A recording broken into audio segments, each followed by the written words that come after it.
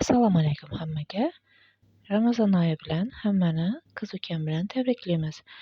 Bugun biza lavlagili salat qilib ko'rsatamiz ukam bilan. Salatimizga ketadigan mahsulotlarimiz: qovurilgan piyoz, pishmagan lavlagi, karam, rediska, tovuq go'shti, bodring. Karam bodringni so'limka qilib to'g'rab idishimizga joylashtiramiz.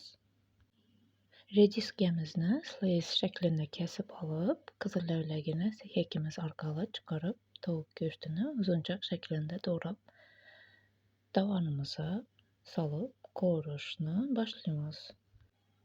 Biz marinovka etmay qovurishni boshladik. Xohishlaringizga bog'liq. Bir qoshiq, kichkina qoshiqda tuz solib, so'yavli sos 2 qoshiq solib, aralashtirib qovuramiz. 10 minutdan o'zlaringizning xohishlaringizga bog'liq. Marinovka etib 1 soatdan ko'p qo'yib keyin qovursangiz ham bo'ladi. Idishimizga solib qo'yamiz karamni ustiga. Shu usulda lavlagini tovoni ozgina yog' solib qovurishni davom etamiz.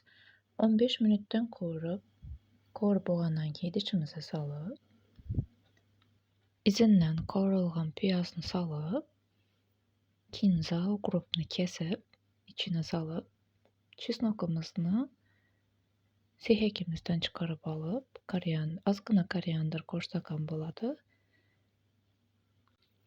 Qovurilgan piyozni biz magazindan sotib olganmiz. Rossiyada bo'lganimiz uchun bitta topish oson. O'zi uyda ham pishirsa bo'ladi. Salatimizga ozgina rediskani solib, 6% olmali uksusdan 1 qoshiq solib, tarelkamizga solib bezatamiz. O'zingizning xohishingizga bog'liq. Ustiga qovurilgan piyozni solib bezatsangiz ham bo'ladi. Mayonezni sevuvchi odamlar ham mayonez ozgina qo'shsak ham bo'ladi. Mayonezsiz ham yesa bo'ladi. Tum mazali, yeb ko'ringlar. Tavsiya etaman. Sog' bo'ling, omon bo'ling. Hammaga xush.